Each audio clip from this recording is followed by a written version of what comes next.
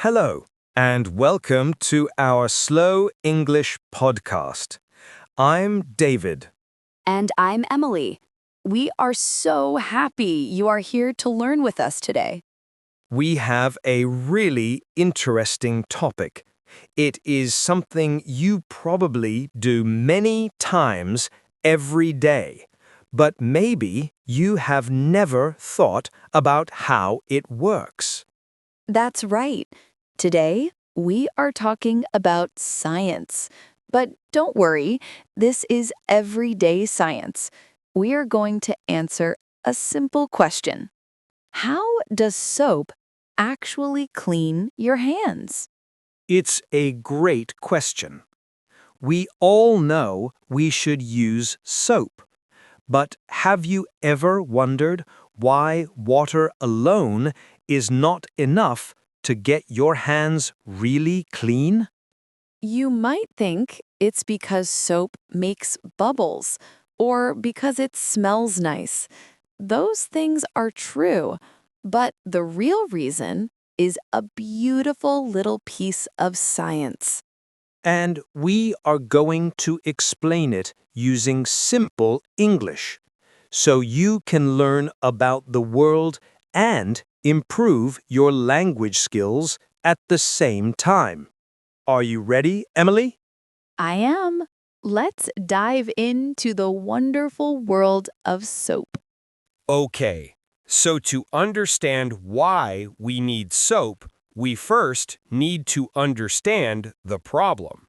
The problem is that many kinds of dirt and germs are oily. That's right. Think about when you eat something greasy, like French fries. You get that oil on your fingers. Also, many viruses and bacteria are covered in a layer of fat, which is a type of oil. And here is the big important rule of this story. Oil and water do not mix. You have probably seen this in your own life. Imagine you are making a salad dressing with oil and vinegar. Vinegar is mostly water. What happens when you put them together? They separate. The oil floats on top of the vinegar. You can shake it and they mix for a moment, but then they quickly separate again. Exactly. So when you try to wash your oily hands with only water, the same thing happens. The water just slides right over the oil and the germs. It can't pick them up and wash them away. So water needs a helper. It needs something that can connect the water and the oil together. And that helper is our hero for today. Let's introduce the hero of our story, the soap molecule. So, water can't fight oily germs alone. It needs help from a tiny superhero called the soap molecule. Molecule is a scientific word. It just means a very, very, very small particle. Everything is made of molecules. You cannot see them without a special microscope. And the soap molecule is special. It has a very clever design. You can imagine it looks like a little pin with a head on one side and a long tail on the other side. This is the most important part. The head and the tail are complete opposites. They love different things. The head of the soap molecule absolutely loves water. It is attracted to water. It wants to be in water all the time. But the tail is completely different. The tail hates water. It runs away from water. But the tail loves oil and fat and grease. it is very attracted to oil. So you have this tiny two-faced molecule. One part loves water and the other part loves oil. This special design is the secret to how soap cleans everything so well. It's like a secret agent that can be friends with two opposite groups. It can talk to the water and it can talk to the oil. This is a perfect time to learn two important science words. They sound a little complicated, but the idea is very simple. The words are hydrophilic and hydrophobic. Let's break them down. Let's start with hydrophilic. Hydro is a part of the word that means water. You see it in words like hydrate, which means to drink water. And philic means loving. So hydrophilic means water loving. The head of the soap molecule is hydrophilic. It loves water. Now for the second word, hydrophobic. Again, it starts with hydro, which means water, But the second part is phobic. This means fearing or hating. You might know the word phobia, which is a strong fear of something. so hydrophobic means water fearing. The tail of the soap molecule is hydrophobic. It fears water, but, as we said, it loves oil. So, to review, the soap molecule has a hydrophilic head that loves water and a hydrophobic tail that hates water and loves oil. Great job! You just learned two cool science words. Let's remember them as we explain what happens when you wash your hands. Okay, we have our problem. Oil and water don't mix. And we have our hero, the amazing soap molecule. Now, let's see the action happen. Imagine you are at the sink. The first step is you wet your hands, and then you add some soap. When you start to rub your hands together, the soap mixes with the water, and all the little soap molecules get to work. The water-loving, hydrophilic heads are happy. They stay in the water. But the oil-loving, hydrophobic tails are not happy. They want to get away from the water. So, what do? They look for something else to connect with. And they find it.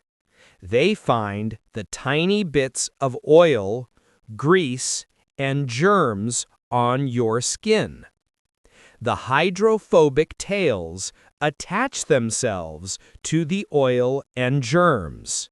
They grab onto them like a key fitting into a lock.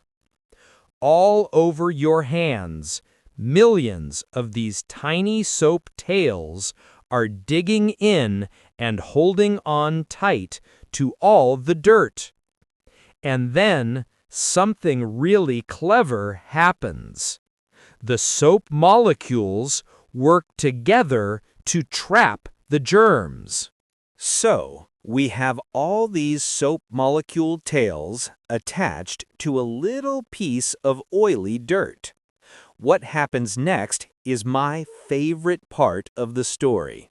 The soap molecules begin to form a circle around the dirt. They completely surround it, with their tails pointing inwards, holding on to the oil. And where are the heads? All the water-loving heads are on the outside of the circle, facing the water. They form a sphere, like a tiny little ball. This tiny ball has a special name. Scientists call it a micelle. Can you say that? Micelle. Inside the micelle, the dirt and germs are trapped. They cannot escape. The hydrophobic tails are holding them prisoner. And the outside of the micelle is covered in the hydrophilic heads. This means the entire ball is now water-friendly. It is happy to be in the water. Soap is so smart. It takes something that hates water, the oil, and puts it inside a tiny bubble that loves water.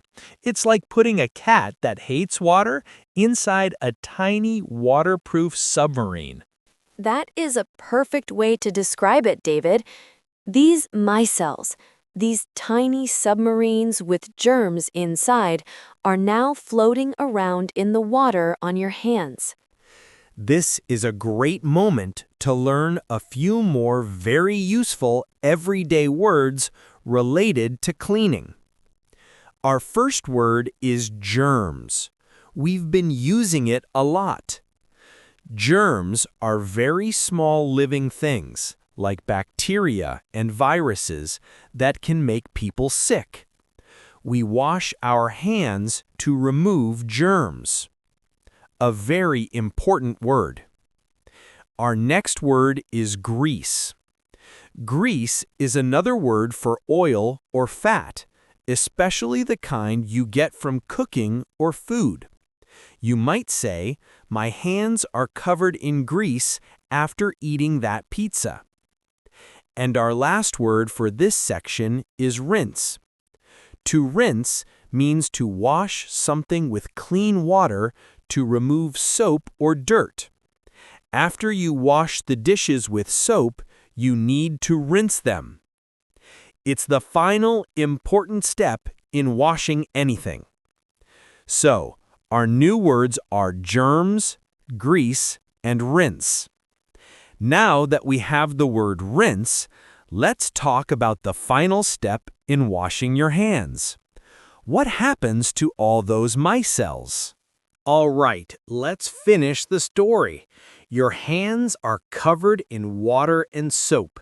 Millions of tiny micelles have trapped the germs and oil. The germs are prisoners. The micelles are the floating prisons. Now, how do we get them off our hands for good? This is where our new word, rinse, comes in. You put your hands under clean, running water. Remember, the outside of the micelle is covered in those water-loving, hydrophilic heads. When the clean water flows over your hands, it pulls on those heads. The water says, "Hey, you love me. Come with me." And because the connection is strong, the water washes the entire micelle away. And because the germs and dirt are trapped inside, they get washed away too. They go right down the drain, far away from you. And that is how soap cleans your hands. It's not magic. It's just very clever science. The soap molecule acts as a bridge, connecting the oily dirt to the water so it can be washed away. Your hands are now clean and free from germs. It's a beautiful process when you think about it. So, now that we understand the science, let's answer two very common questions about washing hands. First, why do doctors tell us to wash our hands for at least 20 seconds? That's a great question. It's because this whole process takes a little bit of time. It takes time for the soap molecules to spread all over your hands. And it takes time for all those hydrophobic tails to find, attach to, and trap all the different bits of dirt and germs. You have to scrub everywhere, the front, the back, and between your fingers. If you only wash for 5 seconds, you will leave a lot of germs behind. 20 seconds is the right amount of time to make sure the soap molecules can do their job properly. A good tip is to sing the happy birthday song 2 times. Okay, second question. What about the bubbles? Are the bubbles doing the cleaning? I used to think that more bubbles meant my hands were getting cleaner, but actually, the bubbles are not the important part. Bubbles are really just pockets of air that are trapped inside a thin film of soap and water. They look nice, and they show us that we are using soap, but they are not doing the hard work of trapping germs. The real cleaning action is invisible. It's happening at the molecular level with those amazing micelles.